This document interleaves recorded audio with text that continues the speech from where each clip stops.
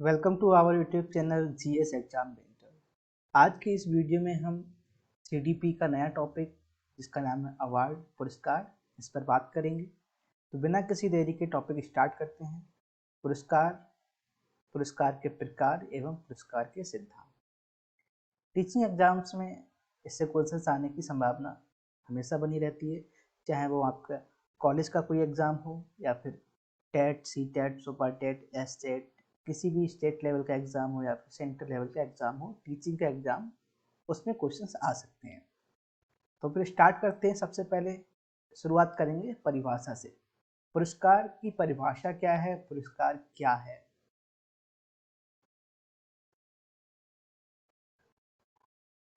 सबसे पहले रैबर्न की बात करेंगे। रैबर्न ने कहा कि पुरस्कार वह साधन है जो सर्वोच्च प्रदर्शन करने की भावना को जागृत करता है।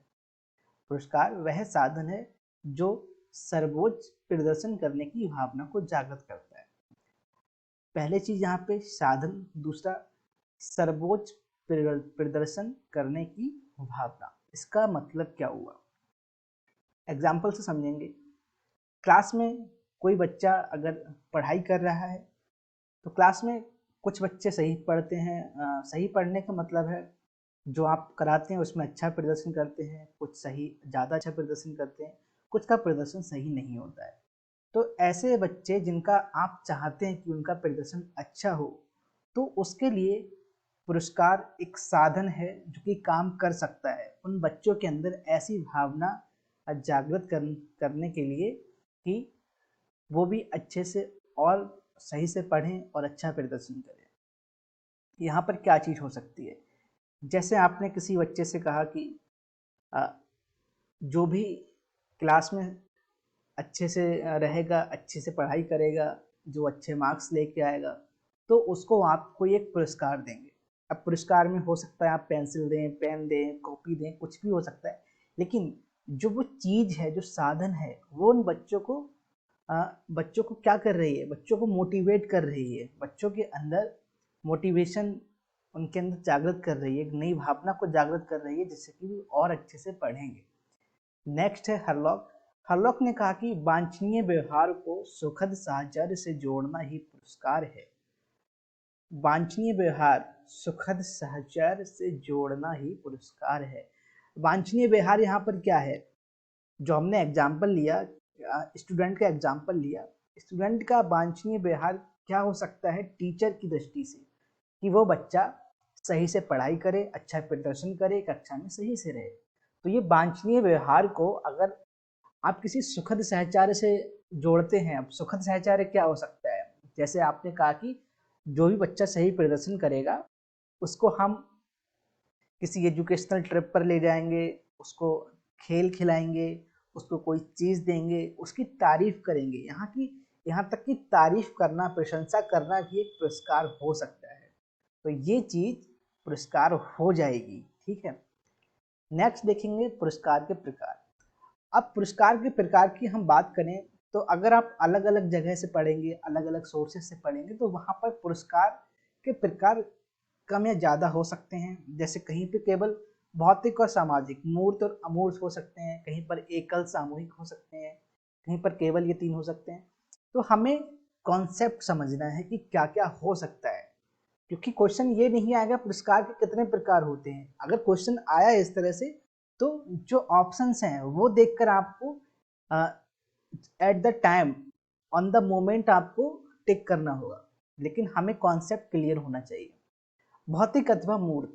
भौतिक अथवा मूर्त जो फिजिकल, जो कॉन्क्रीट पुरस्कार होते हैं, अवार्ड्स होते हैं, वो क्या हो सकते हैं, जैसे पेन दे दिया, ठीक है, गिफ्ट बॉक्स दे दिया, टॉफ़ी दे दी, ठीक है, चॉकलेट दे दी, या फिर एक नोटबुक दे दी।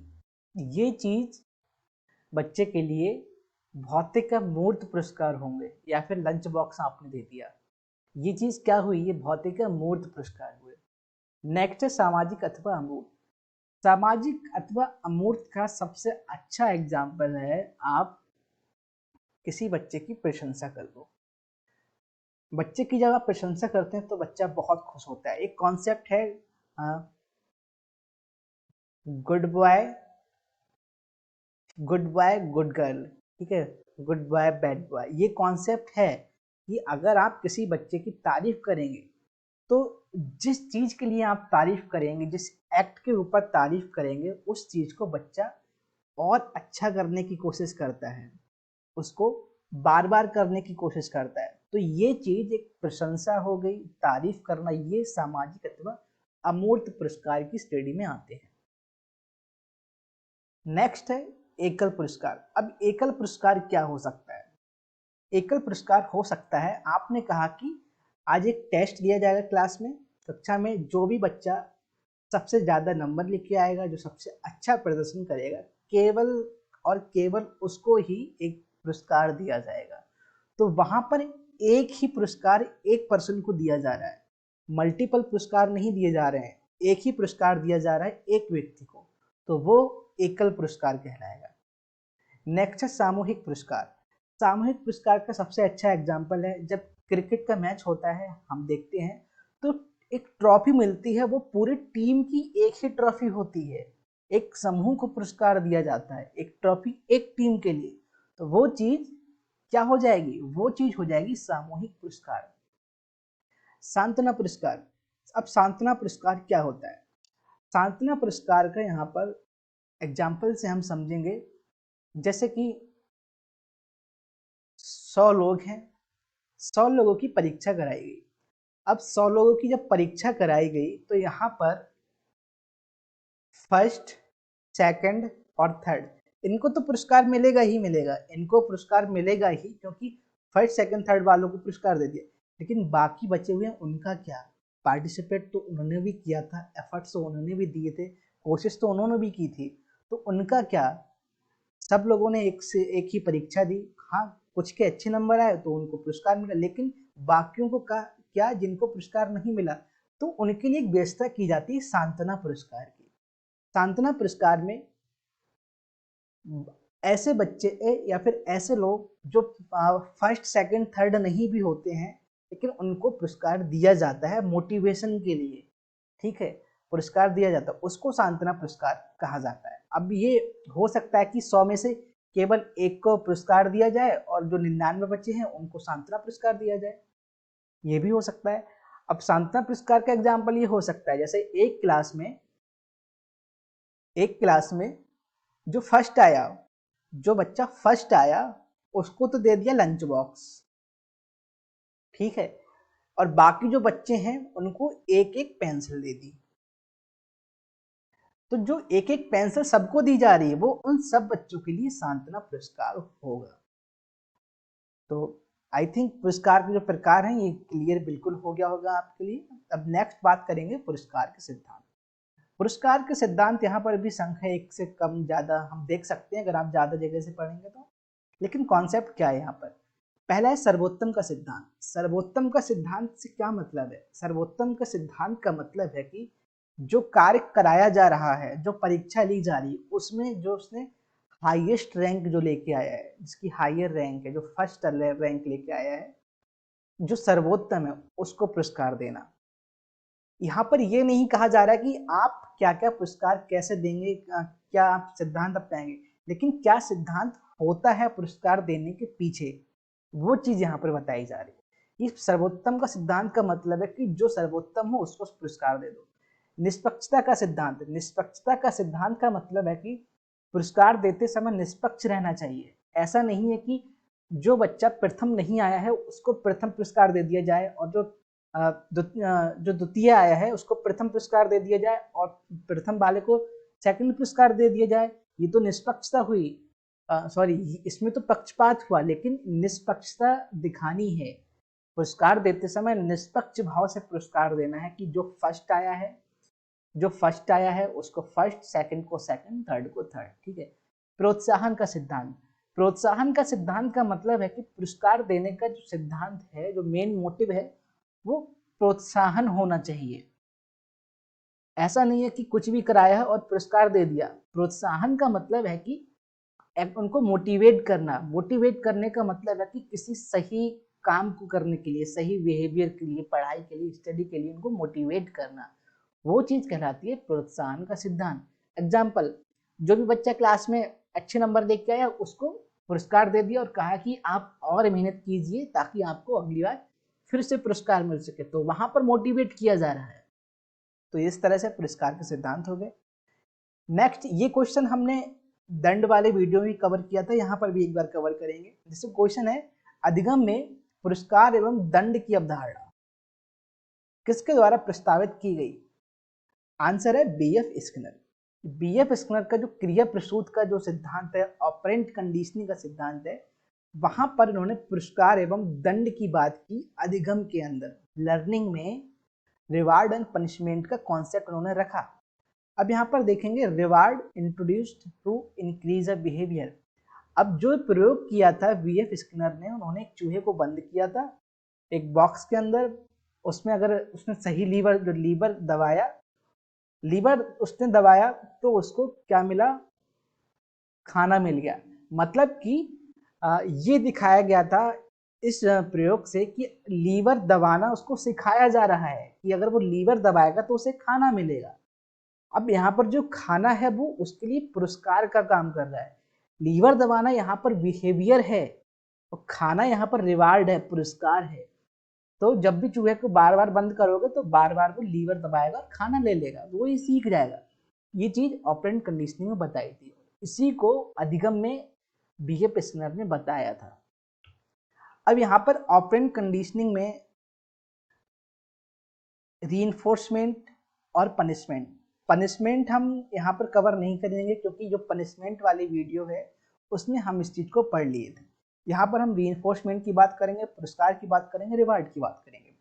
रीइंफोर्समेंट या पुरस्कार दिया जाता है किसी बिहेवियर को इंक्रीज करने के लिए।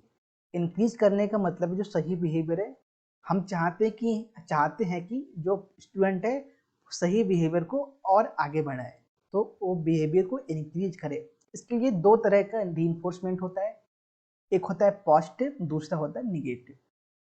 पॉजिटिव में add a appetitive stimulus following correct behaviour, giving a treat when a dog sits. जैसे डॉग ट्रेनिंग होती है, डॉग ट्रेनिंग का मतलब है कि पालतू कुत्ते को सिखाया जाता है कि कैसे हैंडशेक करना है, कैसे बैठना है, कैसे रोल करना है। ये चीज उसको सिखाई जाती है ट्रीट देकर, कुछ खाने का देकर। ठीक है, जैसे उससे कहा सिट, अगर डॉग से कहा सिट और वो बैठ गया और आपने उसको ट्रीट दे दी और आपने बार बार यही प्रोसेस दोहराया, तो जो डॉग है वो समझ जाएगा, वो लर्न कर लेगा कि जब ये इंसान मुझसे बैठने को कहेगा तो मैं बैठूंगा और मुझे ट्रीट मिल जाएगी, खाने को कुछ मिल जाएगा। जो वो ट्रीट है, जो खाने के लिए कुछ दिया जा रहा है, वो क्या है? वो है पुरस्कार उस डॉग के लिए। ठीक है। नेक्स्ट है निगेटिव। निगेटिव में एस्केप और एक्टिव अवॉइडेंस। एस्केप में क्या हो रहा है? Remove noxious stimuli following correct behaviour, turning off an alarm clock by pushing the snooze button. और एक्टिव अवॉइडेंस में behaviour avoids noxious stimulus, studying to avoid getting a bad grade. यहाँ पर studying to avoid, यहाँ पर क्या हो रहा है? यहाँ पर जो बैड ग्रेड है, अच्छे मार्क्स ना आने से बचने के लिए पढ़ाई करना स्टार्ट कर दिया बच्चे ने। तो बच्चा क्या कर रहा है कि ताकि जो उसका जो बिहेवियर है, जिस बिहेवियर के कारण उसके बैड मार्क्स आ सकते हैं, जैसे ना पढ़ना भी एक बिहेवियर है, पढ़ना भी एक बिहेवियर होगा। तो ना पढ़ने से क्या होगा? उसके मार्क हैं वो अच्छे नहीं आएंगे, उसको डांट भी पड़ सकती है। तो जो ना पढ़ने वाला बिहेवियर है उसको हटा दिया और पढ़ने इसने स्टार्ट कर दिया। तो वो यहाँ पर अवॉइड क्या कर रहा है? अवॉइड कर रहा है जिस चीज से क्या कह रहे हैं कि आगे चल के नुकसान हो रहा है, उस चीज को अवॉइड कर रहा है और स्टडी कर रहा है ताकि उसको जो मार्क्स है वो अच्छे आ सकें। तो इस तरह से रीइंफोर्समेंट को सिंपल हम ऐसे समझ सकते हैं कि अगर किसी बच्चे की तारीफ की जाए, उसको पुरस्कार दिया जाए, तो वो अच्छे से पढ़ाई करेगा। तारीफ करना भी एक पुरस्कार होता है, अमूर्त पुरस्कार की श्रेणी में आता है। तो सिंपल सी बात है, अगर हम चाहते हैं बच्चा सही से प्रोग्रेस करे, सही से लर्निंग करे, सही से सीखे, तो उसको पुरस्कार दो। पुरस्कार में कुछ भी हो सकता है, टॉफी, चॉकलेट, प्रशंसा, लंच बॉक्स, कॉपी पेन, कुछ भी हो सकता है। और पुरस्कार का मोटिव भी यही होता है कि सही बिहेवियर के लिए सही डायरेक्शन में, सही गोल के लिए उसको मोटिवेट करना। तो आई होप आपको ये वीडियो पसंद आई होगी। अगर ये टॉपिक आपका क्लियर हो गया है तो आप इस वीडियो को लाइक कीजिए, हमारे चैनल को सब्सक्राइब कीजिए। Thank you.